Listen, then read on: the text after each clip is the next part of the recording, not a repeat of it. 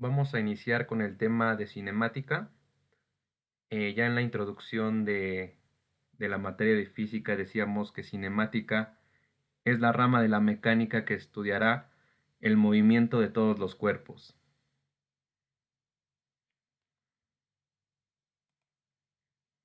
Eh, en sí todo el universo se encuentra en constante movimiento. Todos los cuerpos presentan ya sea movimientos rápidos, lentos, periódicos o incluso movimientos bruscos. La Tierra como tal, citemos el ejemplo, describe un movimiento de rotación girando sobre su propio eje. Asimismo, también presenta un movimiento de traslación en donde el movimiento y la trayectoria que sigue es alrededor del Sol. Asimismo, podemos citar el ejemplo de la Luna que gira alrededor de la Tierra, los electrones alrededor del núcleo atómico, y así pudiéramos establecer un sinfín de ejemplos eh, que involucran a cinemática. Eh, También podríamos mencionar un automóvil en movimiento, niños o personas jugando y caminando, así como en objetos de la naturaleza como lo son los árboles.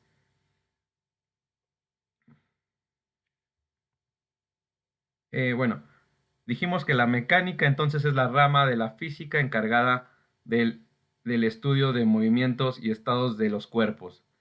Se divide en dos partes: la cinemática, que estudia los diferentes tipos de movimientos enfocados en no atender las causas que lo producen, a diferencia de la dinámica, que estudia las causas que originan el movimiento de los cuerpos, y a su vez se encuentra la estática, que analiza las situaciones que posibilitan el equilibrio de los cuerpos, quedando comprimida dentro del estudio de esta misma.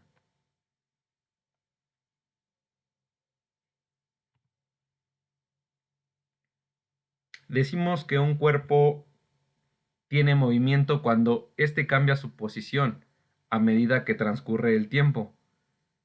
El movimiento de los cuerpos puede ser en una dimensión o sobre un eje. Por ejemplo, el desplazamiento en línea recta de un automóvil o de un tren, citando ejemplos. En dos dimensiones o sobre un plano, como el movimiento de la rueda de la fortuna, o de un disco fonográfico, o el de un avión al despegar o aterrizar.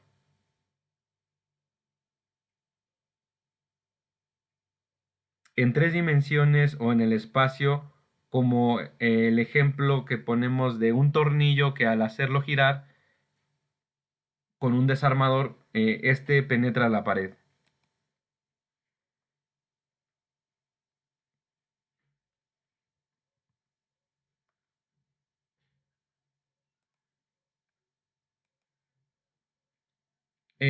La importancia del estudio de la cinemática.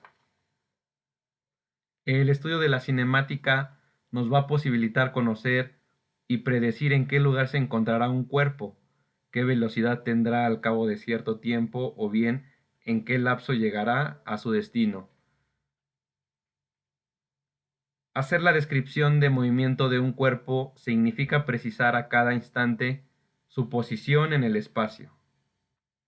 Es importante que precisen toda esta información para la resolución de un próximo cuestionario. Entonces, por favor, si gustan tomar nota en sus respectivos cuadernos.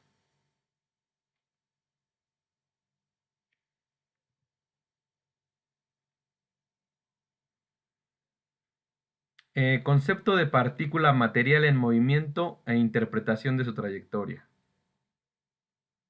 Vamos a decir que se puede describir el movimiento de cualquier objeto o cuerpo físico al referirnos a este como una partícula o material en movimiento, es decir, como si fuera un solo punto, ya que al considerar a un cuerpo físico como una simple partícula, nos evita analizar en detalle los diferentes movimientos que experimenta el mismo cuerpo.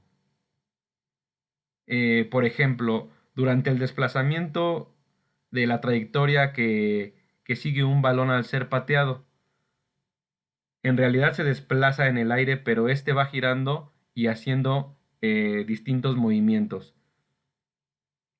Pero si lo suponemos como una partícula, eliminemos los diferentes giros que éste hace, concentrándonos solo en el movimiento de la trayectoria, y de manera que cualquier cuerpo físico puede ser considerado entonces como una partícula.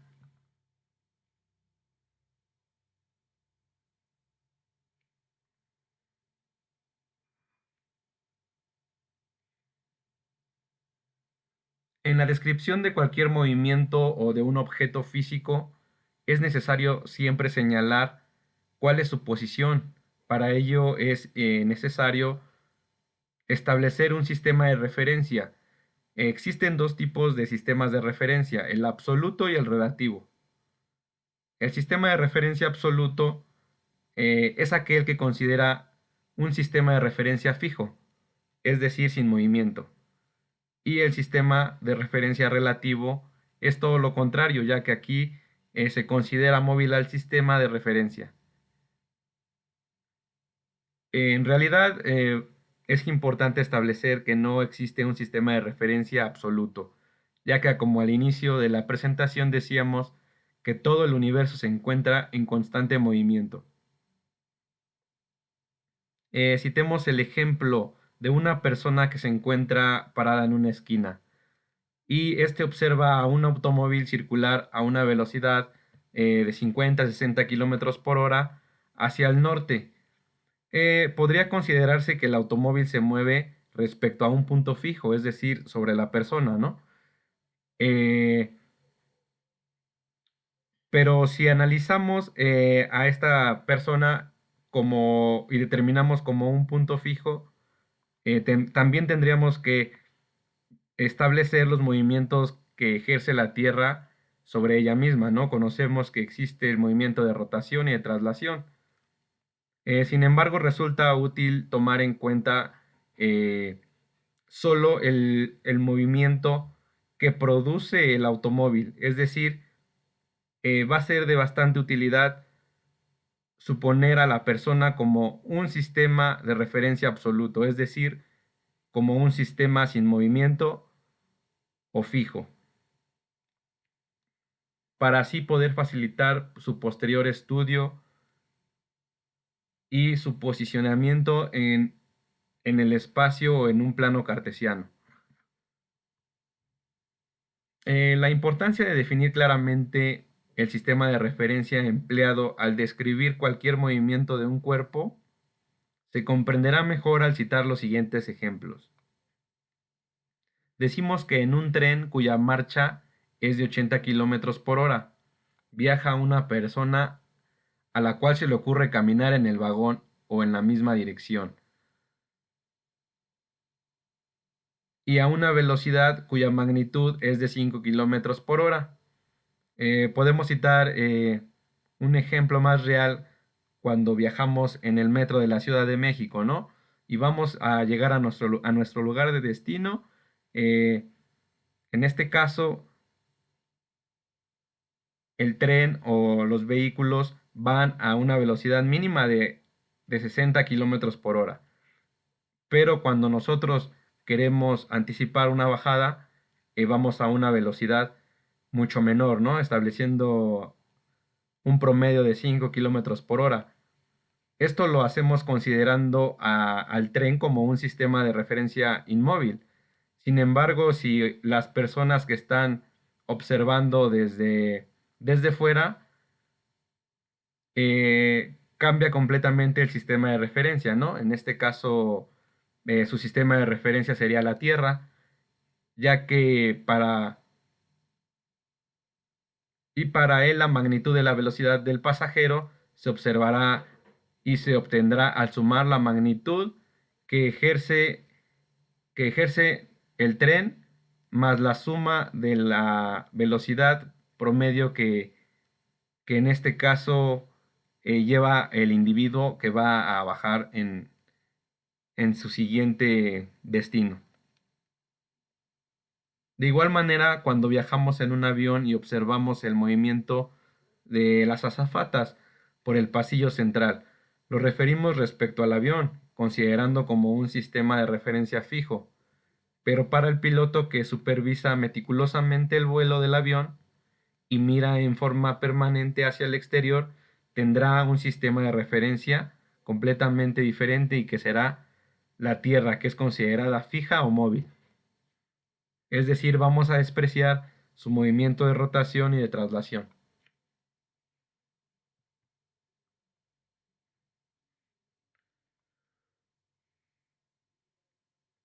El sistema de coordenadas cartesianas o coordenadas rectangulares. Para describir la posición de una partícula sobre una superficie, se utiliza un sistema de coordenadas cartesianas o coordenadas rectangulares. En este sistema, los ejes se cortan perpendicularmente, estableciendo al eje X como las abscisas y al eje Y como el de las ordenadas.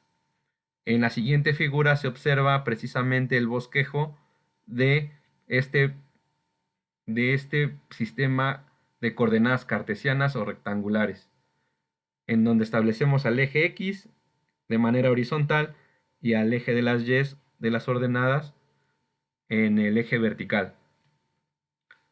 En este caso, ¿cómo situaremos una partícula m situada en el plano?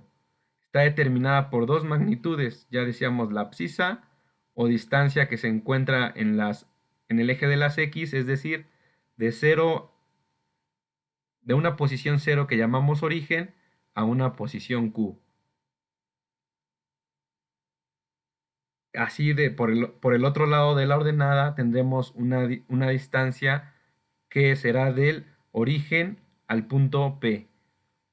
Existen entre el origen y la intersección en P de una línea que pasa por M, que sería la partícula.